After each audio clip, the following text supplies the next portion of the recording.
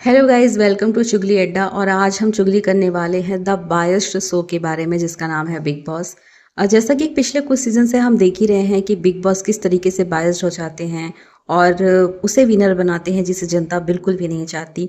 जो जिन्हें वो विनर बनाना चाहते हैं वो उन्हें ही विनर बनाते हैं, बल्कि जनता के फैसले पर वो नहीं चलते हैं। और जब ये सीज़न स्टार्ट हुआ, इसका जब प्रीमियर हुआ था 19 सीज़न का, तो बिग बॉस ने बहुत चौड़े में आकर कहा था कि लोग मुझे बायस्ड कहते हैं, इसलिए मैं इस सीज़न में अपना कोई भी डिसीजन नहीं लूँगा। उन्होंने क्लियरली कहा था कि अब घर वालों की सरकार है, उनका ही फैसला है कि किसे कैप्टन बनाना है, किसे नॉमिनेट करना है, और नॉमिनेशन में आने के बाद जनता का फैसला रहेगा कि किसे बाहर निकालना है। लेकिन वो अपनी आदत से मजबूर हैं। और पहले तो वो बायस ट्रिप इतना ही होते थे कि जिसे वो विनर बनाना चाहते थे वो उसे ही विनर बनाते थे, लेकिन इस सीजन में उन्होंने तो हद कर दी। पिछले कुछ नॉमिनेशन में आपने देखा होगा कि बिग बॉस ने इस तरीके के नॉमिनेशन करवाए जिसे वो नॉमिनेशन में लाना चाहते थे, वैसा ही नॉमिनेशन हुआ है। जिन्हें वो घर से निकालना चाहते थे वैसा ही नॉमिनेशन उन्होंने करवाया है। और सिर्फ नॉमिनेशन ही नहीं, अगर आप देखेंगे तो कैप्टनसी टास्क भी जो इस हफ्ते हुए हैं वो क्लियरली दिख रहा था कि वो अमाल मलिक को कैप्टन बनाना चाहते हैं। जिस तरीके से वो गाने बजा रहे थे, उनको साइन दे रहे थे कि उनको क्या करना चाहिए, वो कहीं ना कहीं ये दिखा रहे थे कि उन्हें किन्हें कैप्टन बनाना वो चाहते हैं। तो ये सारी चीज़ें हुई हैं। और नॉमिनेशन में तो आपने देखा ही होगा कि किस तरीके से अमाल, कुनिका और शहबाज को बचाया गया है।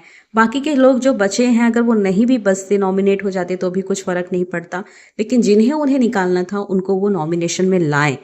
और इस हफ्ते ये सुनने भी मिल रहा है कि शॉकिंगली अभिषेक बजाज एलिमिनेट हो चुका है। नीलम गिरी भी साथ में एलिमिनेट हुई हैं। और नीलम गिरी का तो फिर भी ठीक था, बहुत हफ्तों से लोग चाहते थे कि वो निकल जाए, बट वो नहीं निकल पा रही थी क्योंकि कहीं ना कहीं वो दुम बनी हुई थी लोगों की, लोगों की मदद कर रही थी। तो बिग बॉस भी नहीं निकाल रहे थे कि ठीक है, कहीं ना कहीं इसकी ज़रूरत पड़ रही थी।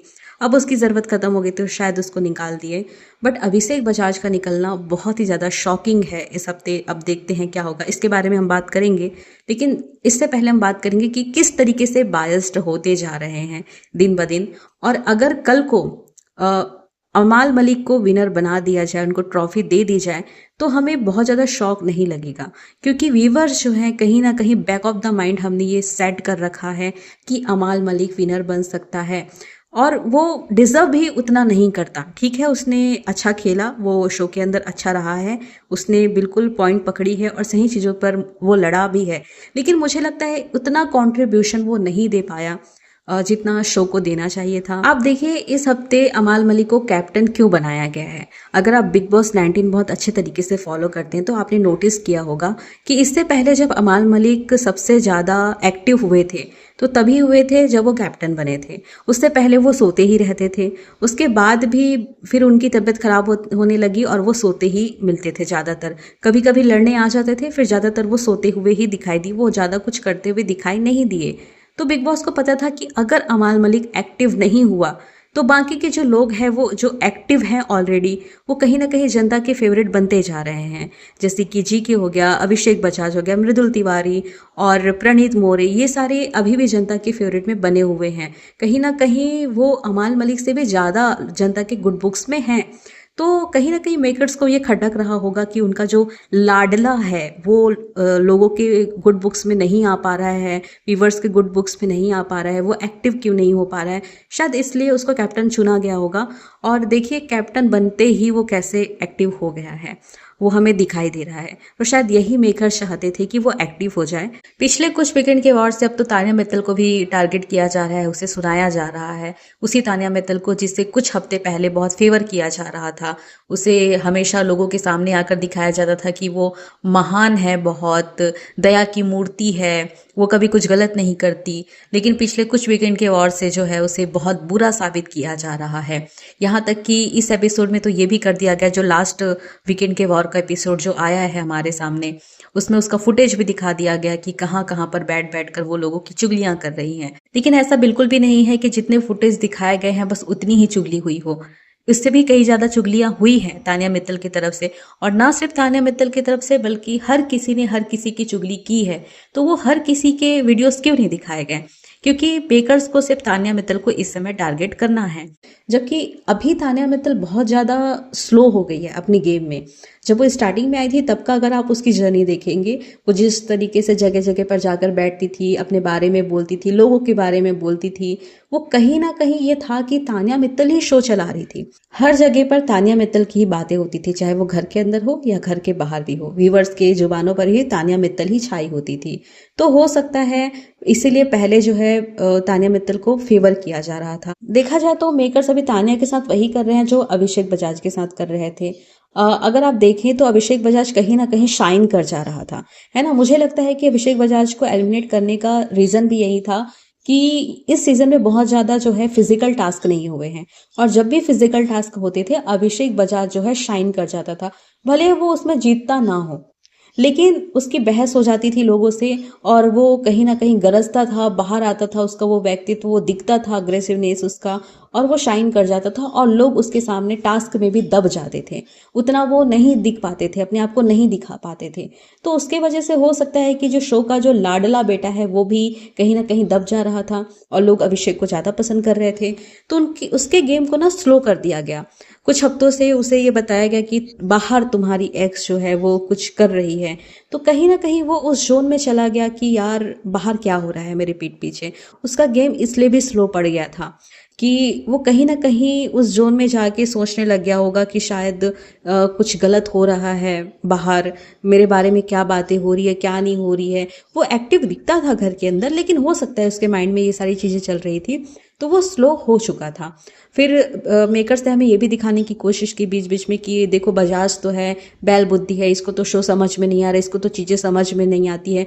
जिस तरीके से उसको टोका जाता था कि तुम्हें समझ में आ रहा है ना क्या करना है, तुम्हें ये नहीं लिखना है ये लिखना है, या ये करना है ये नहीं करना है।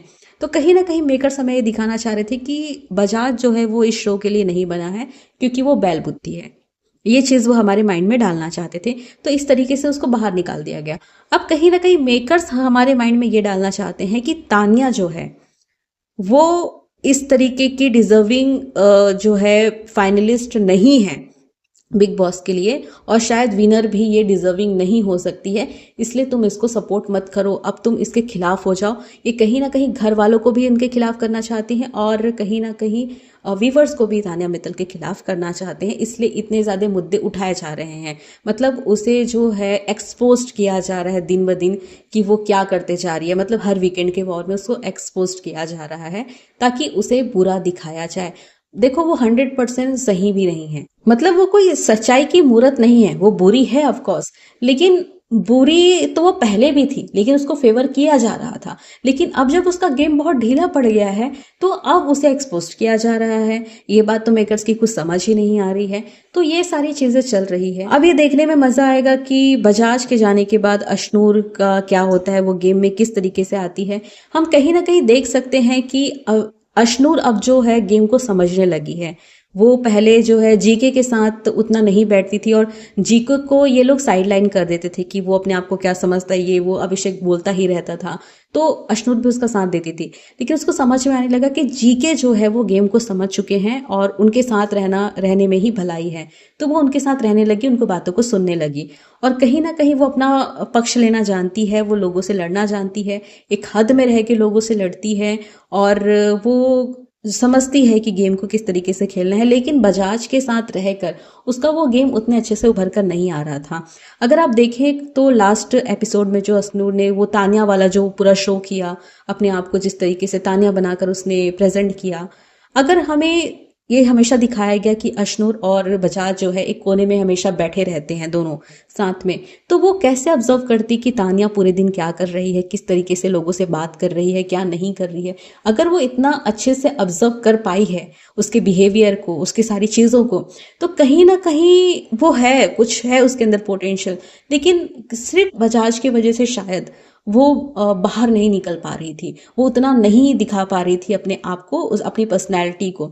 तो शायद ये भी देखने में अब मजा आने वाला है कि बजाज के जाने के बाद अशनूर किस तरीके से दिखती है सामने। और ये भी हो सकता है कि बायस्ड तरीके से फिर से अगले हफ्ते कुछ ऐसे नॉमिनेशन कराए जाएं कि अशनूर भी नेक्स्ट वीक बाहर निकल जाए, क्योंकि मेकर्स तो अपने हिसाब से ही नॉमिनेशन करवाते हैं, अपने हिसाब से ही कैप्टनसी टास्क करवाते हैं, जिन्हें उन्हें जो बनाना रहता है, जिन्हें उन्हें निकालना रहता है, उस तरीके से चीजें होती हैं। तो कुछ बोला नहीं जा सकता। लेकिन हाँ, इस हफ्ते जो सबसे ज़्यादा शॉकिंग चीज़ हुई है वो ये हुई है कि बजाज को एलिमिनेट कर दिया गया है। अच्छा, बोला तो ये भी जा रहा है कि उसे जो है सीक्रेट रूम में रखा गया है, बट इसका कंफर्मेशन अभी तक हुआ नहीं है, तो इसके बारे में कुछ नहीं बोल सकते। लेकिन ये तो कंफर्मेशन हो चुका है कि बजाज और नीलम गिरी जो है एलिमिनेट हो चुके हैं। नीलम गिरी को तो लोग चाहते ही थे कई हफ्तों से कि वो बाहर हो जाए, लेकिन कहीं ना कहीं उसको रखे हुए थे कि ठीक है, अभी वो लोगों का काम वाम कर रही है, आगे पीछे लोगों की घूम रही है, तो कहीं ना कहीं उसको थोड़ा देर रहने दो।